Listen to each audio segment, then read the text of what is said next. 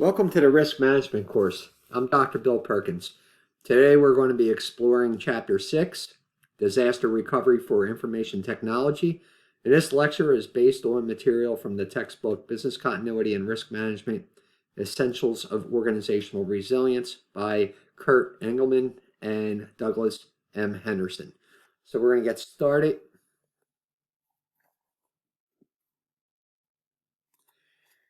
And these are the objectives associated with Chapter 6. First, we're going to define the scope of disaster recovery planning.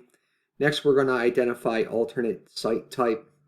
Then we're going to provide a method of selecting alternate site providers. Then we're going to determine the alternate site location. We're going to identify controls at the data center. And we're going to identify steps needed to recover the data center. And then we're going to review information management procedures, and then we're going to review information security measures. So information technology, or IT, consists of hardware, software, telecommunications, and other technologies used in computer-based information systems. The IT department of the organization is responsible for storing, protecting, processing, and retrieving information. IT is a critical resource for most organizations. And the Disaster Recovery Plan, or the DRP, is a plan for the IT department to provide continuation, continuity of operations, and recovery of the systems and communications capabilities of an organization.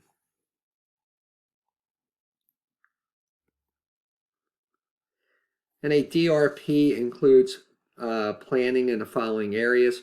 First, you have your IT alternate site. IT alternate site is the backup data center where IT services can be performed in the event of the destruction or disablement of the primary data center. Now, data center controls. These are the controls in the data center designed to prevent or mitigate the impact of a data center crisis event. Then you have your data center recovery plan, and this is a plan to resume data center operations. Then you have your information management plan, and this is a plan to classify and retrieve electronic information and critical applications. Finally, you have your information security plan, and this is a plan to secure data and other critical information from internal and external threats. Now, senior management determines the level of planning and resources that will be devoted to the DRP. So this decision is based on the established recovery time objectives, this RTO, and it's acceptable levels of service degradation and the cost of planning. It's all done by senior management. Now, if a crisis event occurs at the main data center, there is an available alternate location where IT devices can be performed. Such a location is generally referred to as IT alternate site or an IT recovery site. And there are several categories of sites that need to be identified. Now, one of them is referred to as a redundant site. And this is a completely functional separate operation that continually duplicates every activity at the primary data center. Now, under this environment, the primary data center can be completely shut down without interruption of service as the redundant site is fully staffed. And it needs to be equipped and continually operational. And that's how you get your continuity of services. Now, this is often a very expensive alternative that is beyond the budget and requirements of many organizations. Note that it may be possible to operate the redundant operations on a selective basis. For example, some organizations will perform real-time data backups at remote locations or ensure availability of email communications by having redundant servers operating at remote locations. Now, this is a separate operation that is ready on a standby status. Compatible hardware, power, Communications and other necessary assets are all available and ready to be activated. So the site must be regularly tested to assure readiness. Now, hot sites can generally be made fully operational within a day or two.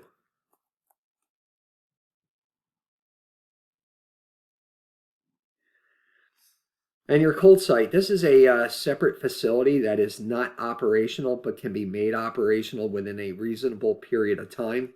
Electric power and communication access is available, although computer hardware is not in place. So other basic requirements such as raised floors and security may be available. As additional features and hardware are added, the cold site becomes a warm site. So let me repeat that. That's important. As additional features and hardware are added, the cold site then becomes a warm site.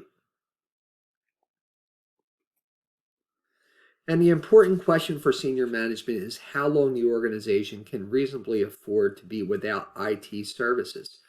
Now, once this recovery time objective is established, the RTO, the type of site desired can be determined by the site recovery time associated with each site. So after an organization identifies the type of site that is desired, the organization needs to identify the cost of the site and the costs associated with other acceptable solutions. Now, maintaining the IT alternate site plan can require a substantial financial commitment, and the costs of the various solutions needs to be carefully examined, and a cost-benefit analysis is often performed as exhibited here on this slide.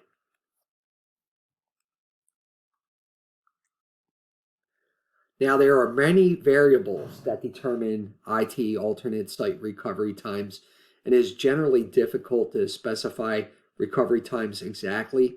So once the type of IT alternate site is needed is identified, it will be necessary to select a provider. Now, providers basically fall into one of three categories. You're either a vendor provider, an internally provided provider, or mutual aid agreement.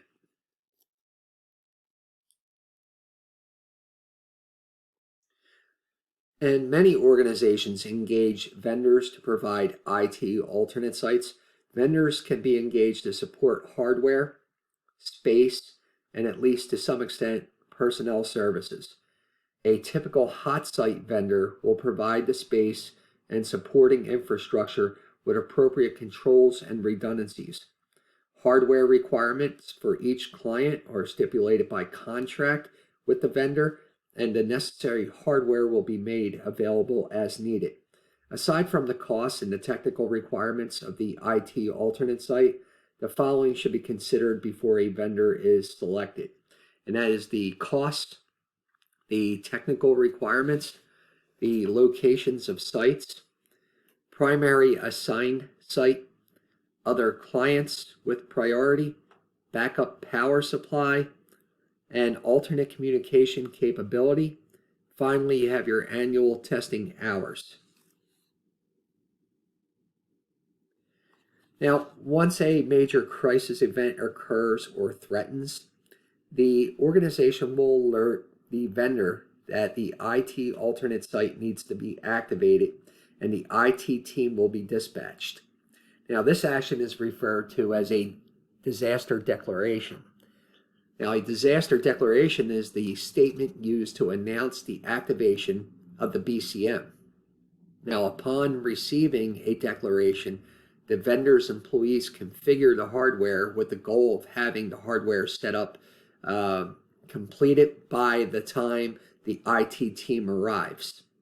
Now, certain other actions, such as acquiring data, that will also simultaneously commence. The organization's IT team will have to load data, test data, and software right upon arriving at the vendor-provided site. And a co-location site is an alternate site where the vendor provides the facility and infrastructure support and the organization provides the hardware. Now, the hardware is secured inside compartments at the vendor's location. Now, since the cost of a co-location site is based on volume of space leased, in addition to hardware costs, hardware size is also a cost factor.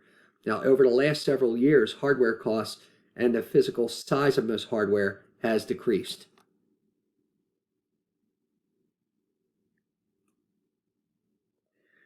Now, for many large organizations with multiple locations, an internally provided IT alternate site is the option of choice.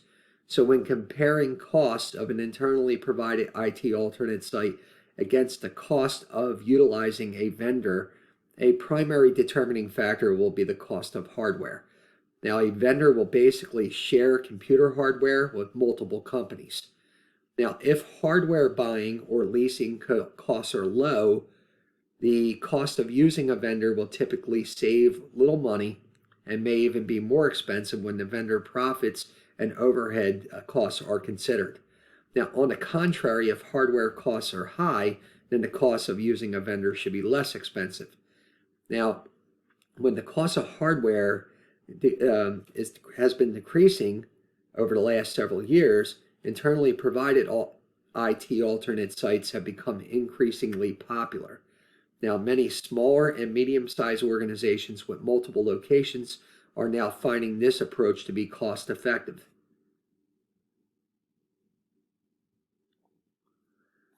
And a mutual aid agreement is a service level agreement between two or more organizations to provide a resource when one of the organizations experiences an outage. Now, in an actual crisis, these arrangements frequently fail for information technology services for one or more of the following reasons. First, you have hardware is incompatible.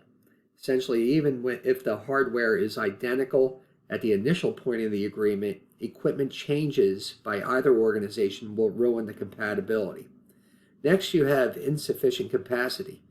Most data centers have resources to meet the needs of their normal operations and will not have sufficient excess capacity for another organization of similar size. Next, you have lack of availability. Now, most data centers are in operation for extended hours, and there simply isn't enough available for another organization that also needs usage for extended hours. And finally, you have both data centers disabled. And mutual aid agreements are often arranged between organizations in the same local area, and these organizations are all subject to the same community-wide crisis events.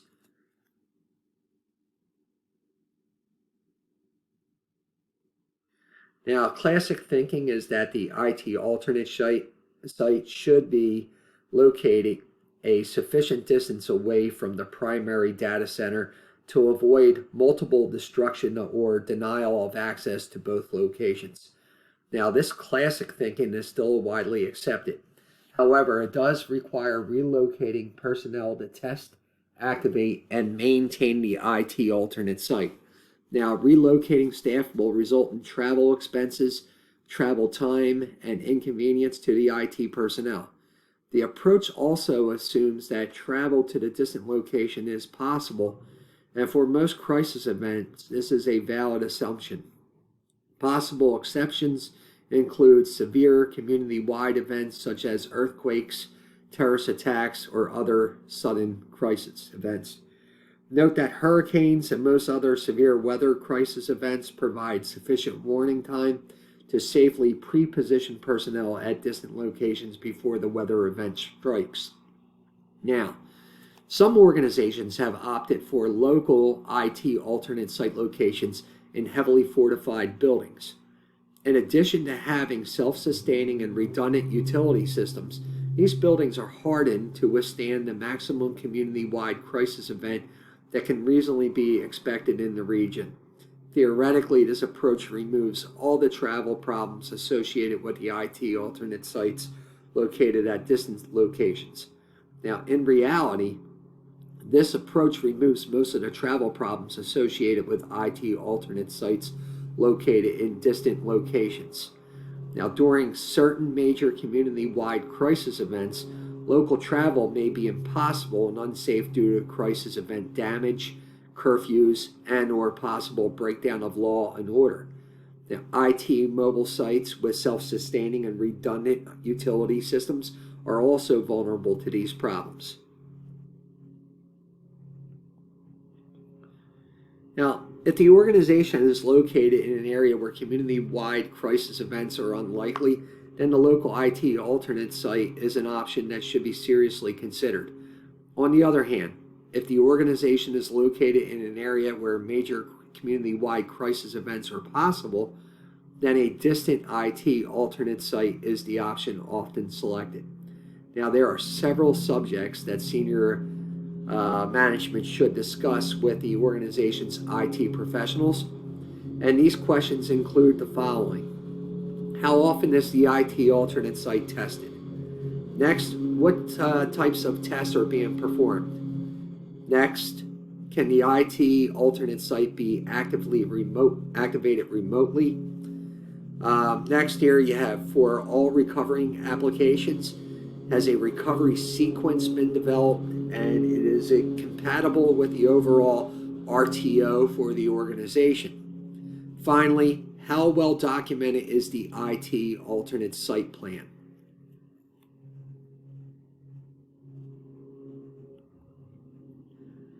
Now, cloud computing is anything that entails the delivery of hosted services over the internet, and a private cloud is a proprietary network that delivers hosted services to designated users. So cloud computing has important applications for communications between the data center and the organization's users, also between the IT alternate site and the organization users. So a successful operational IT alternate site must be able to communicate with the organization's users, and a private cloud is a most useful communication approach. Now, the internet has many infrastructural redundancies and is considered to be highly reliable and location independent. Now, these are important factors in an environment where the community-wide communications infrastructure is damaged. So communication between the distant IT alternate site and the organization users can likely be continued by relocating employees to any location where the communication infrastructure is not damaged. Now, regardless of the IT alternate site planning place, it is important to incorporate as many data center controls as financially feasible to avoid an IT crisis event in the first place. Now, some of the key physical controls commonly found in modern data centers are listed here on this slide. That's your electrical equipment protection, power backup, fire suppression systems, gauges and alarms, and raised floors, wiring, and cabling. Now, data center hardware and ongoing operations are dependent upon reliable electrical power. Long-term power requirements are handled by backup diesel-powered electrical generators. Generators are designed to automatically kick in when a power disruption is initially detected. There needs to be fuel adequate for several days of operation, and generators need to be regularly tested under load and serviced according to the manufacturer's recommendations. So short-term power disruptions and power fluctuations are covered by surge protectors and interruptible power supplies, or UP systems. Now, UP systems should be designed to maintain electrical power long enough for a controlled shutdown of data center operations. And this is obviously important for data centers without a backup generator. So this is also a good rule of thumb for data centers with backup generators, as backup generators are not 100% reliable. So in addition, UP systems can bridge the gap while a backup generator is cycling up. Handheld gas-based fire extinguishers are only marginally effective in suppressing fire. Nonetheless, handheld gas-based fire extinguishers are typically found in data centers for small fires. Now, regular ABC fire extinguishers are effective in fire suppression, but may damage electrical components. Regular fire extinguishers should never, I repeat, never be located in the data center. They could do more damage than the fire. Probably the most common data center fire suppressant system is the same water-based system that is typically used for the rest of the building. The major concern here is an accidental breakage or malfunction of a sprinkler head resulting in the discharge of water in the data center. So probably the best fire suppressant system is a dry pipe water system in the data center that virtually eliminates the possibility of an accidental release. The dry pipe system will not discharge water unless a sprinkler head is open and another trigger activates the system. Other triggers might include the activation of a smoke or heat sensor. Installation of a dry pipe system will involve an additional expense. Now, older data centers are often equipped with gas-based fire suppression systems. Now, these systems are generally effective but could present an unwanted chemical exposure to the data center personnel and create environmental concerns. These concerns are somewhat dependent upon the exact chemical being used, but for our purpose, it is safe to say that there are no perfect chemicals. These systems are also very expensive to install. Temperature and humidity gauges monitor atmospheric conditions to ensure that the environment remains within the operational range of data center hardware. So smoke and heat sensors detect any fire danger, and it is important that all alarms and gauges be monitored continuously. If a problem occurs when the data center is not in operation, a designated off-site data center team member needs to be alerted. And the importance of a data center physical security is a topic that really needs no discussion and should go well beyond regular door key locking mechanisms. A keypad entry system provides an increased level of security, but it's not 100% foolproof and typically does not record the user. Ideally, there should be a swipe card access system that records all data center access activity. Surveillance cameras in the data center are also powerful security tools. Swipe card systems coupled with the surveillance cameras can be of great security forensic value should a problem occur. Now, historically, data centers were designed with a raised floor to protect data center hardware from flooding. Wires and cables were also located under the floor, and this offered protection from accidental physical damage. So while this classic design is still viable, the preferred choice for most modern data centers is to run the wires and cables in the ceiling. Overhead wiring and cabling is easier to access, and it's not subject to being submerged after a water pipe burst, and is less vulnerable to accidental physical damage. So data center hardware is generally supported on racks, and raised floors may also be used. Dedicated climate control systems are preferred for data centers to prevent data center climate needs being compromised with general building needs. Fortified walls protect the data center from crisis events that occur in the building or outside of the data center. Emergency lighting should be available in case normal and backup controls both fail.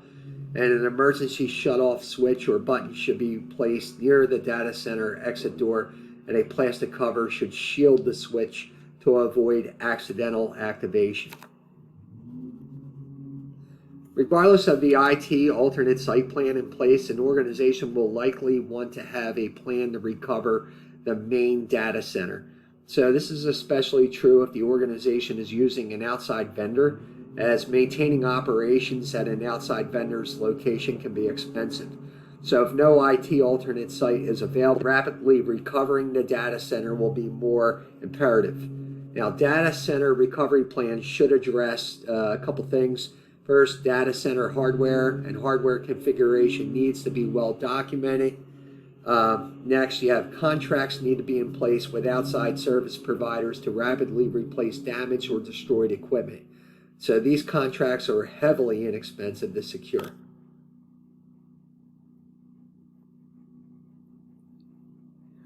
Now, recovery plans should address a few things here. We have contracts need to be in place with outside service provider to rapidly assist with data center recovery. These contracts can usually be secured at little to no cost. Documentation needs to be developed to define the timeline, major steps, and assign personnel to perform the following.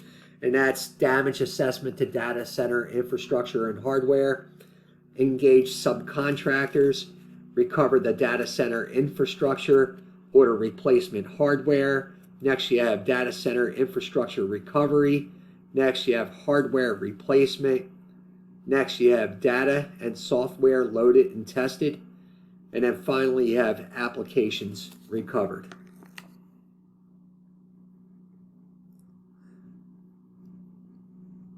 Now, for most organizations, data can be divided into two categories. That's hard copy and electronic. Now, because of the physical nature of hard copy data is more cumbersome to store. So certain industries such as law firms, lenders, and others do need to maintain large volumes of hard copy data. So if there is a large volume of hard copy data, original copies are often digitized rather. In many organizations, once hard copy data is digitized, the original document is discarded, returned to the original owner. Many organizations have moved to paperless environments where all data is created, scanned, and captured in electronic format.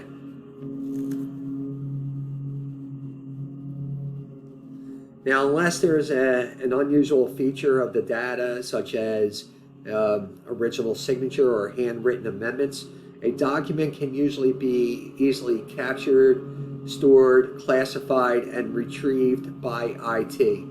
Backup electronic data can be duplicated and dispersed without requiring more than minimal physical space and energy consumption. Now, for these reasons, electronic data is generally considered to be more environmentally friendly than hard copy data. A most important point centers around how often data is captured, and practices vary largely depending on how important the data is to the organization. So it's highly dependent on how that data is. And sometimes the sheer volume of data places practical limits on how frequently data backups are performed. So probably the most common frequency of performing data backups is once daily, usually being performed overnight and after normal working hours. An important point that is sometimes overlooked for data is how often the backup information is taken off-site. So senior management generally knows the frequency of data backups, but often does not know the frequency of storing backups off-site. Now, clearly, data not stored off-site is subject to many of the same exposures that could damage or deny access to the original data. So accomplishing the established recovery point objective, the RPO, requires both data backups and off-site storing of the backups. So storing data off-site involves an additional step and expense, but it is an important control mechanism. The location of where backup information is secured also needs to be assessed. Data is occasionally secured at the home of a trusted employee. This is inexpensive, but it lacks sufficient security and other controls. So electronic data does not require extensive space for storage, and this allows for data storage at hardened, climate-controlled, secured locations at a moderate cost. Another important question is data access. and bank vaults are secure but not always available. Therefore, they should not be used to store data that requires immediate accessibility.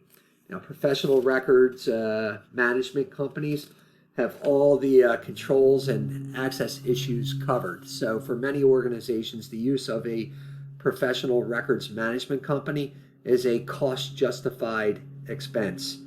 And today's technologies also allow for ongoing real-time data backups, and this procedure is becoming increasingly popular and can back up data at an off-site location as it is being captured. So the information security plan is based upon management's objectives, the value of the information being protected, the perceived threat levels, and audit requirements and costs. A security breach could lead to legal actions, loss of business, or in extreme case, bankruptcy. Basic questions that management should address with the individual in charge of information security are as follows. Has anyone been assigned to the position of information security officer? Some organizations absolutely need one and they don't have anyone appointed. In smaller data centers without a full-time information security officer, is the employee assigned to this position able to allocate sufficient time to perform the job correctly? Yeah, for someone who has it as an additional duty, that could be problematic when the individuals need it for a little bit of crisis management. Has senior management approved the information security plan? Next, has an adequate information threat assessment been performed? Are administrative controls such as written policies, standards, and procedures in place? Have information security classifications such as public, sensitive, private, and confidential been established for all information? Are access controls in place for non-public information? Next, you have how complex are the usernames and passwords, and how often are the passwords changed? And you have, is data encryption used when information is transferred or stored?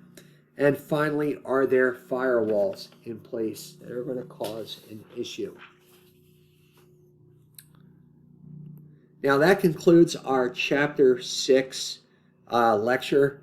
Make sure you pay a visit to Blackboard for the Chapter 6 deliverables and expectations. And I will see you shortly in Chapter 7.